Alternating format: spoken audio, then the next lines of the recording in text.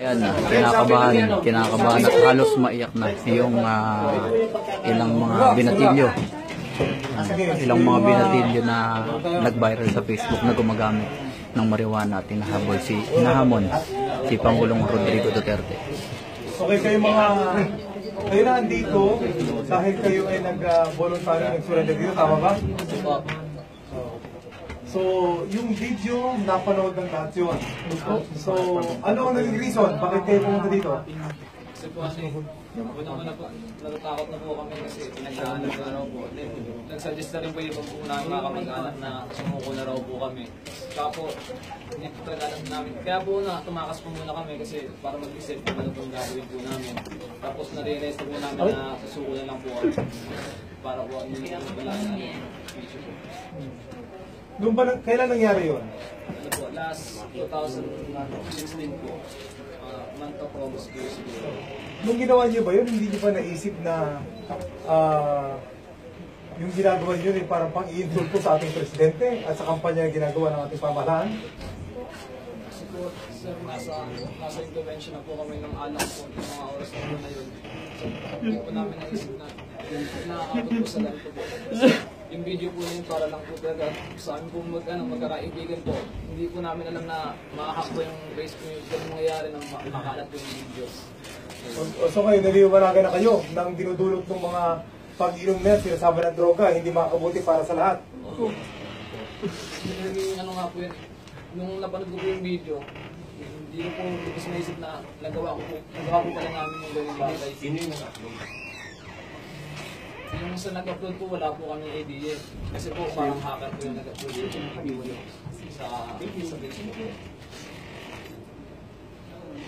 Kayo ba ngayon, gumagamit pa rin kayo ng droga? Hindi na po, sir. Ay, anong mensahe nyo sa ating Pangulo?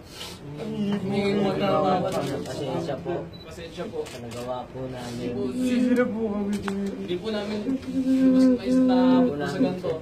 Tsaka hindi po talaga kami against sa kanya. Sa totoo lang po. Bali nagkaroon lang po ng biruan, tapos umabot po sa ganun yung biruan po namin. Alam naman po namin na masyadong marami po kami nasaktan na tao sa mga pinagsasabi po namin doon sa video nung kasama ko po. Yun po. Hiningi po kami ng tawad po sa lahat kay President Duterte po. Tsaka po sa mga nakapanood po na mga nagagalit po sa amin. Pasensya po talaga na hindi po talaga po alam namin yung ginagawa namin po noong mga oras na po na yun. Anong reaksyon ng magulang nyo nung nakita yung video na yun ngayon, kumalat ngayon, sa sitwasyon ngayon? Ngayon po, para po sila nang hinayang po sa amin, dismayado po sila sa amin. Kasi nga po, sa lugar po namin, hindi po inaasahan na aabot po kami sa ganun. Kasi wala naman po kaming record sa mga barangay po namin, sa lugar po namin, wala po kaming record. Kaya po, nung nalaman po yun ng magulang po namin, dismayado po talaga sila sa amin po lahat. Napakaraming mga kabataan ngayon, na itong marijuana, yun ang kanilang ginagamit na padagdag sa bisyo bukod sa pag-inom. Ano masasabi niyo sa mga kabataan na nag-a-attempt na gumamit ng marijuana? Para sa mga kabataan po na nag-a-attempt na, huwag nyo na pong subukan kasi po, nakita niyo naman po yung dulot sa amin po. Example na lang po sa amin, nakita niyo naman po kung ano po nangyari sa amin ngayon. Yung sa video lang po, kung ano pong epekto sa amin nung nag-take po kami ng marijuana. Yun po. Yung iba ko pong kaibigan, hindi po maawat sa mga pinagsasabi. Tapos ako rin po, mismo ako rin po, wala rin po ako sa sarili ng oras na yun, hindi ko rin po alam masyado talaga na ang nangyari. Yung po, nag-hallucinate po, parang gano'n po. Tapos mula po nun, parang ayaw na po talaga. Bumalik po sa gano'n. Kaya nga, hindi nga iniisip na yung ginawa niya yun, maapektuhan pati pamilya niyo, mga magulang niyo, kasama kaibigan niyo, nung time na yun. Kasi kung makapagmura kayo, di ba? Minumura niyo yung presidente, tapos pinagtatawanan niyo yung ginagawa nating effort para tulungan yung mga kabataan natin nalulung sa droga. Di ba? Ito, sinto yung ito, kung may hawak ka pang saan galing yon? Yung dala mong plastic na yun. Ayun. Ikaw, tama. Nung time na yun, minor ka pa, di ba? 20 years old na. Saan galing yung hawak-hawak mong plastic na yun? Ay, ano lang po, sir, ginawa ko lang po yan, sir. Pero yung chip sa Lord na yun. Si ano po, kinuha ko lang po yung, ginawa ko lang po tapos pinakita ko.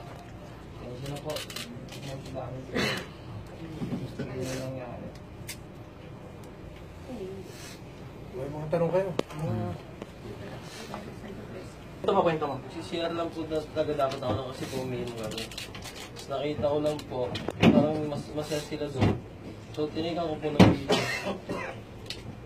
Ayun po, tapos hanggang sa ganun na po nangyari, syempre kami po na ano kami na alak. Yung na, hindi ko rin po alam yung mga nangyayari na yun. Tapos sinend po ko siya sa group chat namin. Para sa amin lang po.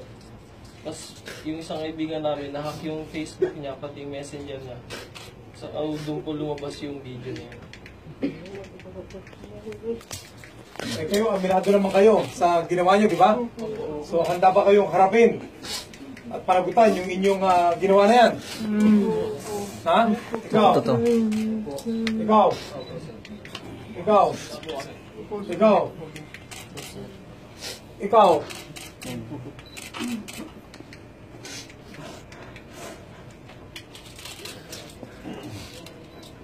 O kuya, matagal ka nang gumamit. Pang ilang gamit mo na yon? Ay, yung panguna po yun, Oo. Paano ka natuto? Sino nung nag-udyok sa'yo na gumamit nun? na napag-tripan lang po kasi ko. Na-experience, may na-experience lang po. Yun po. Siguro naman po gusto na gamitin yun, pero nagkamali na po ako, hindi ko na po mababalikin. Kaya pasensya na po sa inyong lahat. Sa mga nakakita po ng video, pasensya na po. Hindi na po namin makaulit yun. Ano mensahe mo sa mga kabataang katulad mo na gustong gayahin yung ginawa mo? Sa mga gustong gumaya sa gagayahin namin, nakita niyo naman kung ano yung nadulot yung vision namin. Kaya hanggat maaari, huwag niyo nang gamitin yung vision na yun para hindi na kayo umabot sa ganitong sitwasyon. Yun lang po. Anong epekto sa'yo nito, kuya? Parang mag-ano kayo, no? Magka-apply ka ba? O yung mga tao sa barangay nyo, anong epekto sa'yo nito?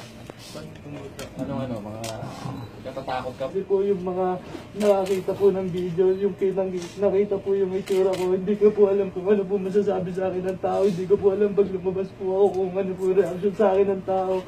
Hindi ko naman po alam po paano nilinis yung sarili ko, pero yun lang po.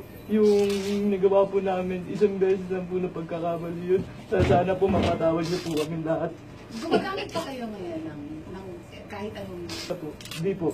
Willing kayo magpa-rehabilitate? Opo. Kailan yung huling gamit niya? Last 2 months po. Kailan? Last 2 months. Anong ginamit niya? Marijuana rin po. Shabu, nagtry kayo? Hindi po.